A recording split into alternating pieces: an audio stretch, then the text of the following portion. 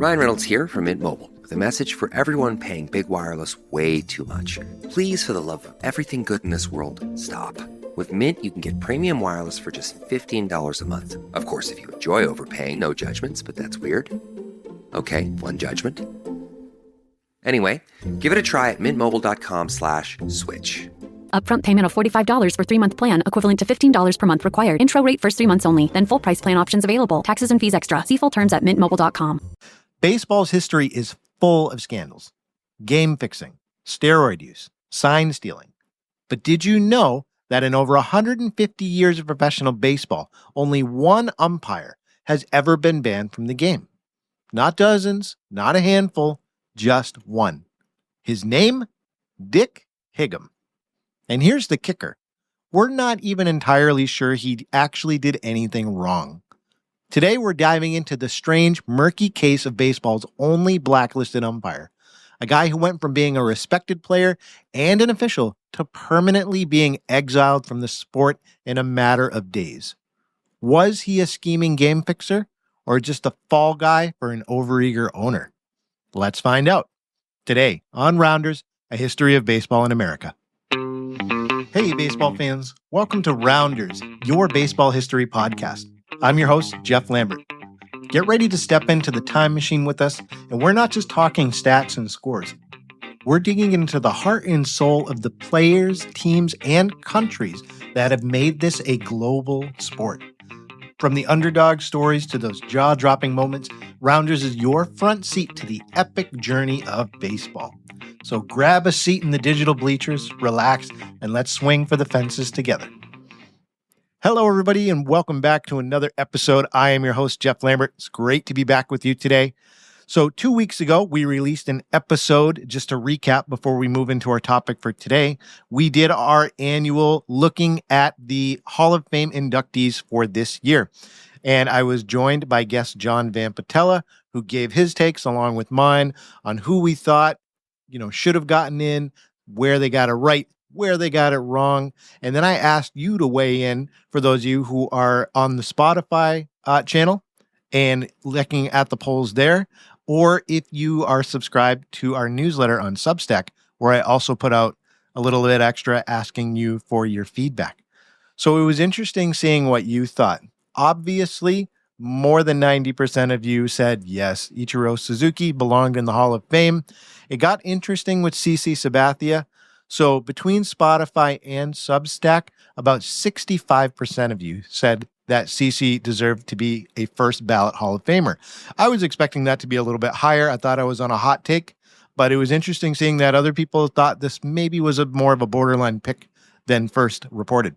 And then, of course, third, Billy Wagner. That also was a controversial one. We had 59% of you say, yes, this is a guy that deserved to be in the Hall. So it wasn't unanimous by a long shot from you, the fans.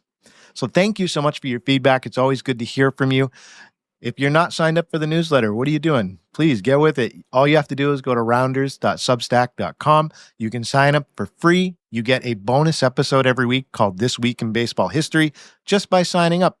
And then from there, if you decide to become a premium subscriber, it's only $1.25 a week.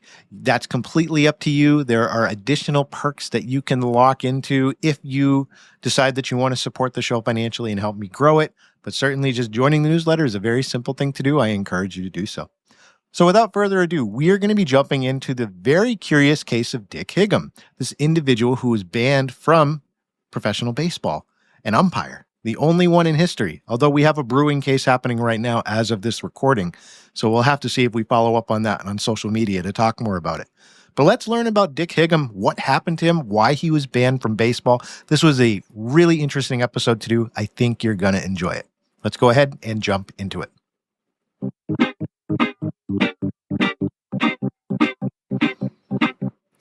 Who was Dick Higham? Before Dick made baseball history for all the wrong reasons, he was actually a pretty good ball player. He was born in Ipswich, England in 1851, and his family moved to the United States when he was still a toddler, and they settled in Hoboken, New Jersey. Hoboken, New Jersey? My New Jersey fans, you're going to have to tell me if I'm saying that right. And it's not like he had a lot of other pastimes that he was into, like a lot of other Northeast kids. He grew up learning about the game, seeing the New York rules, seeing how it was played town ball in Massachusetts, was very exposed to the game early on, and he took to it very quickly. But unlike most, he made it to the pros. So Higham played in the early days of professional baseball, and he bounced around between several different pro clubs that don't even exist anymore. We're talking about teams like the New York Mutuals, the Baltimore Canaries, the Chicago White Stockings, who would eventually become the White Sox, the Hartford Dark Blues, the Providence Grays, the Troy Trojans. These were all clubs that Dick Higham spent time on. And if you've only heard of one or two of these, don't worry, most of them were gone before the turn of the century. So here's the thing. Higham wasn't just a roster filler during his time playing for these pro clubs. He was a career .307 hitter, which in the 1870s and 1880s, that was pretty darn good. We're talking about an era where gloves were barely a thing, and the ball would take hops like it had a personal vendetta against fielders. Higham was also a doubles machine.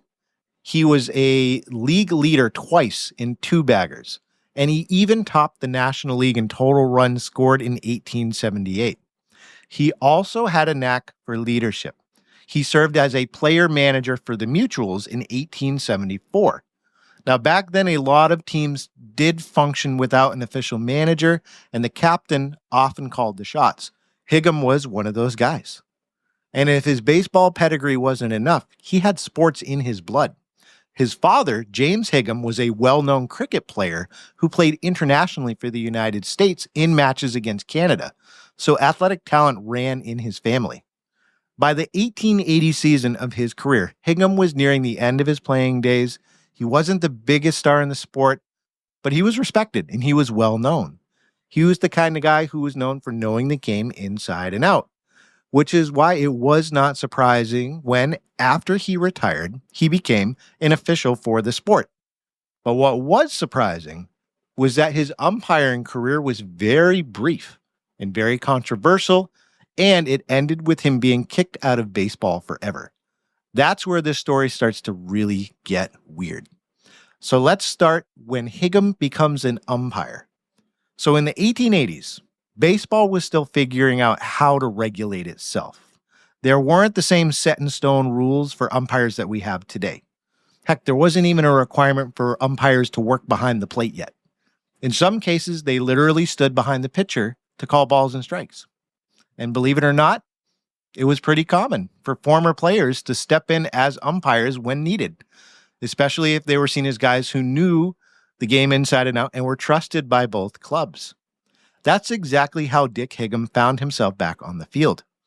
By 1881, Higham had transitioned from player to full-time umpire in the National League, where he quickly earned respect for his knowledge of the game.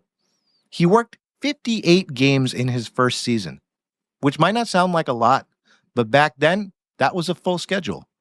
The season itself was only 84 games long, and so that meant Higham was calling 2/3 of all the games that season.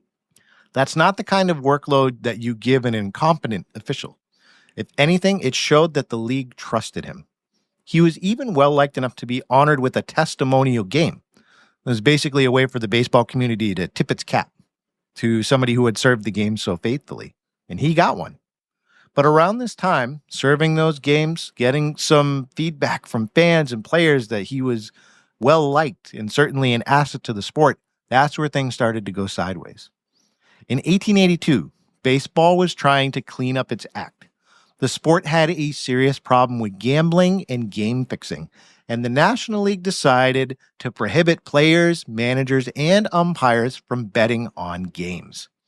Up until that point, players could openly bet on their own games, and umpires weren't always held to that same standard, but sometimes they were.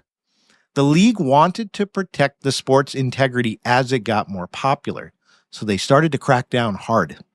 Unfortunately for Dick, he found himself right in the middle of the league's new enforcement efforts. And by the time the 1882 season rolled around, he wasn't just a respected umpire, he was about to become a very scandalous footnote in baseball history. It all started with a suspicious team owner and a telegram about lumber. let's talk about the gambling controversy. So by 1882, as we talked about, baseball was cracking down on gambling. The National League had just implemented a rule prohibiting players, managers, and umpires from betting on games. So that's where we have to enter a new individual into our story. His name is William G. Thompson.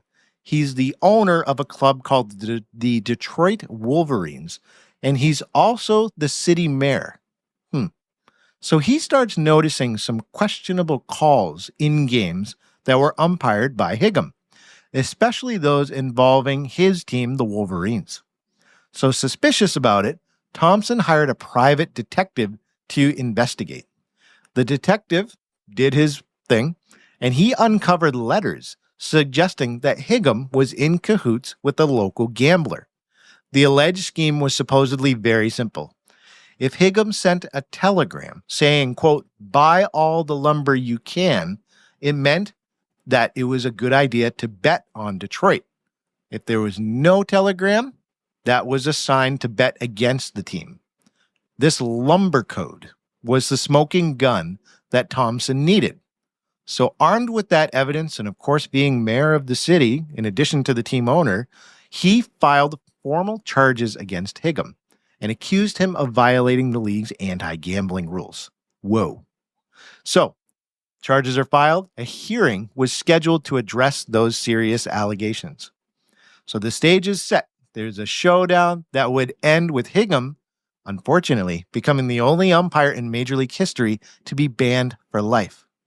But that evidence that came out and that was heard, was it as solid as it seems? Let's dig a little bit deeper. This episode is brought to you by LifeLock. During tax season, your personal info travels to a lot of places. Between payroll, your tax consultant, and the IRS. If your W-2 gets exposed, that's just the ticket for identity thieves. That's why LifeLock monitors millions of data points every second. If your identity is stolen, they'll fix it guaranteed or your money back. Don't let identity thieves take you for a ride. Save up to 40% your first year. Visit LifeLock.com/podcast. Terms apply. Let's talk about the hearing and the ban. We have these allegations that are thrown onto Dick Higham. He's in the middle of this controversy. And on June 24th, 1882, the National League's Board of Directors gather at the Russell House in Detroit, Michigan. And their job is to convene and examine the evidence against him. So the crux of the case, there was already the evidence that had been compiled by the private investigator, that telegram that had been sent to a local gambler. There was another letter, and it was referred to as Exhibit B in this investigation, that was also allegedly written by Dick Higham, and it was sent to another gambler named James. So this is a second piece of evidence.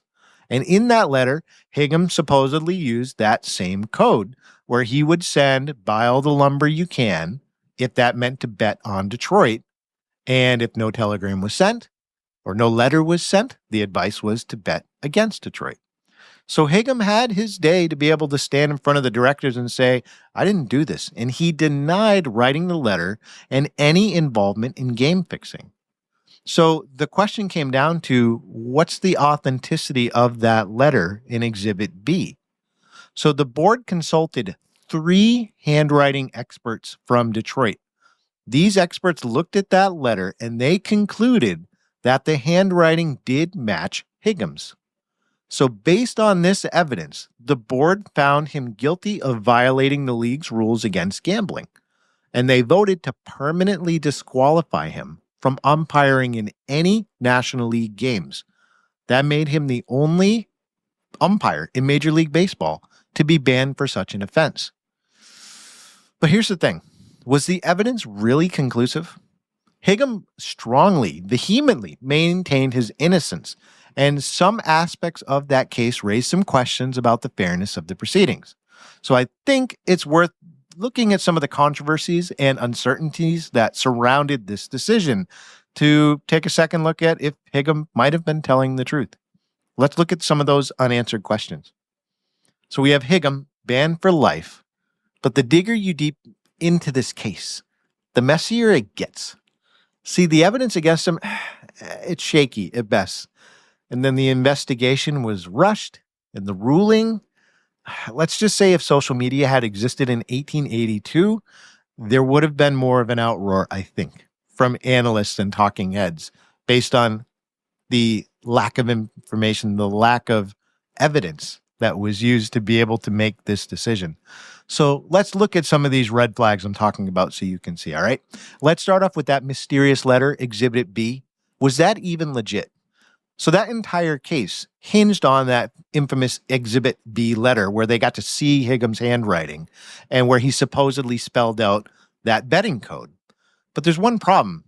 That letter's origins were never explained.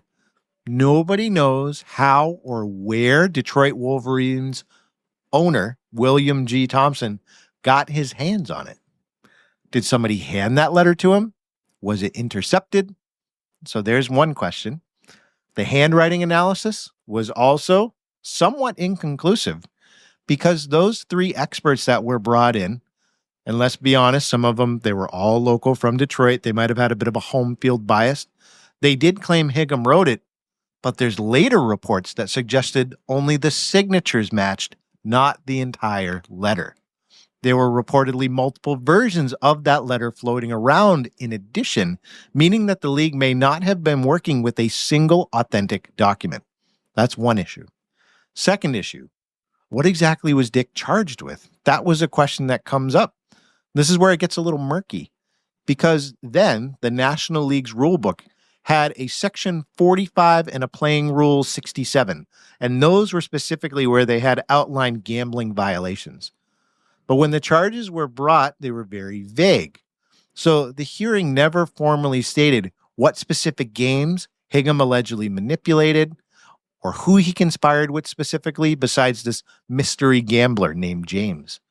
So whether he actually placed bets on himself or did he place bets on the games, none of that was specified in the charges that were brought. It was just kind of a blanket, you're fixing games. It was all based on that single letter, and it didn't necessarily line up with the rules that the National League had put in place themselves. So that means that there was really zero proof that he influenced any specific games. In a modern courtroom, I don't think this case would have held up. So that brings us to the question, was the hearing fair? And spoiler, I think probably not. See, Higham wasn't even given legal representation when he met with the board of directors. It was him versus a room full of baseball executives with their minds largely already made up. The league didn't allow Higham to call any witnesses. They didn't let him present any counter evidence.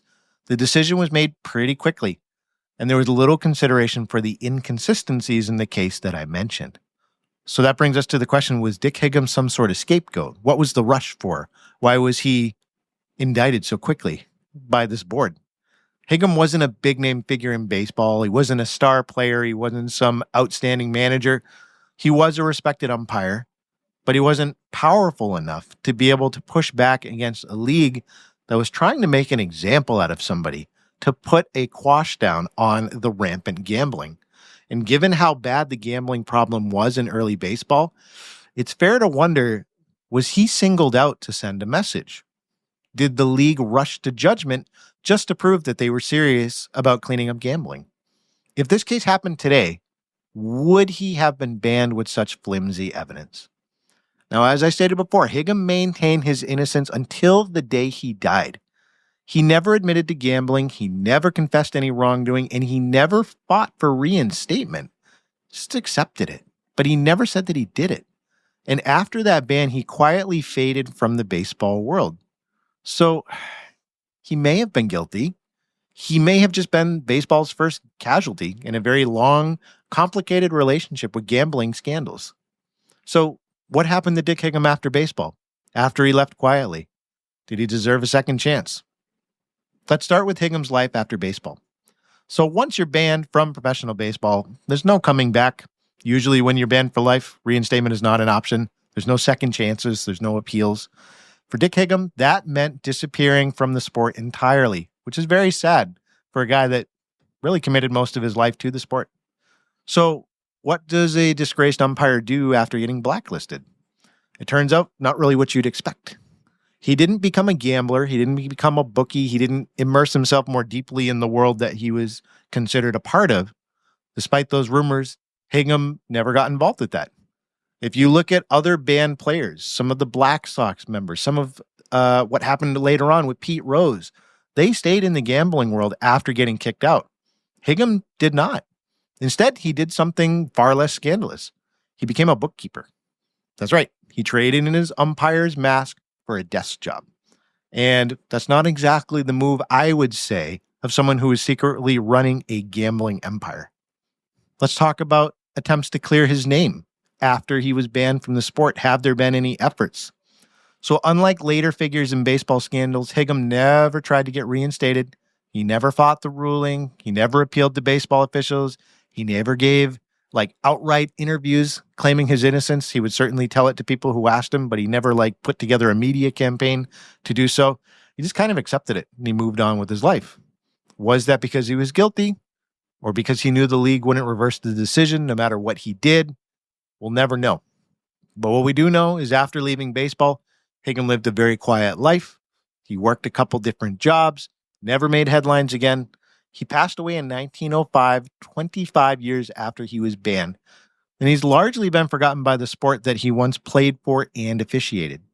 But his story hasn't died with him. In recent years, his great-grandson has taken an interest in re-examining the case. He's arguing that Higham was railroaded by a league desperate to make an example out of somebody. Interesting. There's some baseball historians who believe that the ban was based on shaky evidence and that if he was given a fair trial today, he might not have been banned at all. So that brings us to the question, how should we remember Dick Higham? Do we remember him as a corrupt official who got caught, or as the guy who got thrown under the bus to protect baseball's image? So after everything we've talked about, his career as a player, his rise to being a respected umpire, and of course the gambling allegations, the trial, his quiet life after baseball, the big question is, what do we think about this? How do we remember Dick Higham when we look back on this? Let's be honest, baseball in the 1800s was very much the Wild West in a lot of ways. You had players, managers, even some team owners who were openly gambling.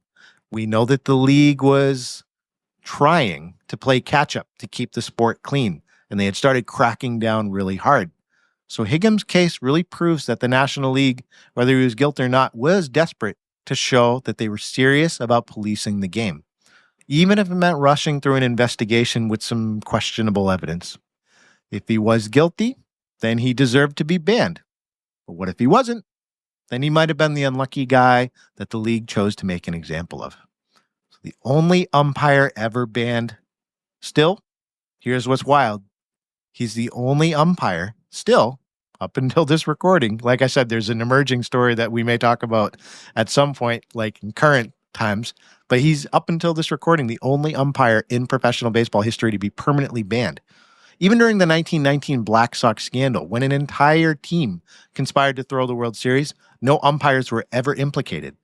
Even when gambling scandals rocked the sport again in the 20th century, we've talked about some of them on this show, when you had Pete Rose betting on games, umpires were never accused of influencing the outcomes. So what makes Higgum's story even stranger, either he was truly the only rogue umpire in baseball history, or he was just the only one who got caught or framed.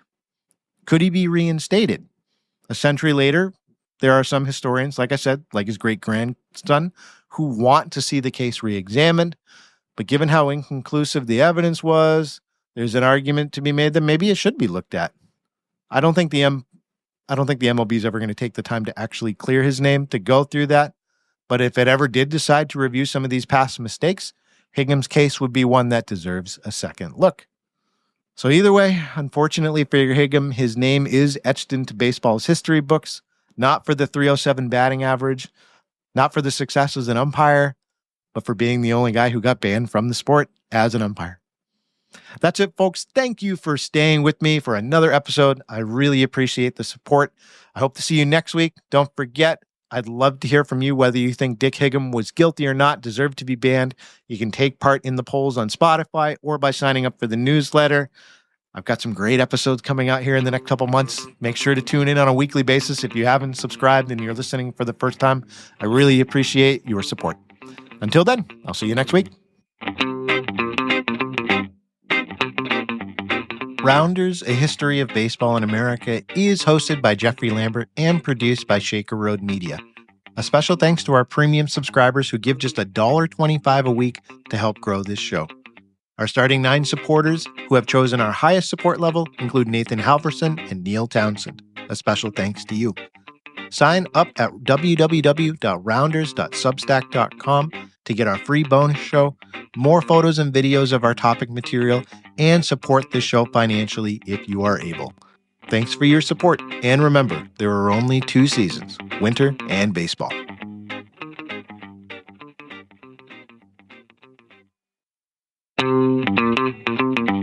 Thanks for joining us for this episode as we explored another amazing moment from baseball history. You can help grow the show by liking us on YouTube and your podcast app of choice. Don't forget to head on over and sign up for the free email newsletter and the bonus show, This Week in Baseball History. Just go to www.rounders.substack.com. A special thanks to our premium subscribers that are helping us grow for just $1.25 a week, and to our starting 9 supporters, Nathan Halverson and Jack Wilson. You are the producers helping make this the top baseball history show out there. See you next week, and remember, there are only 2 seasons, winter and baseball.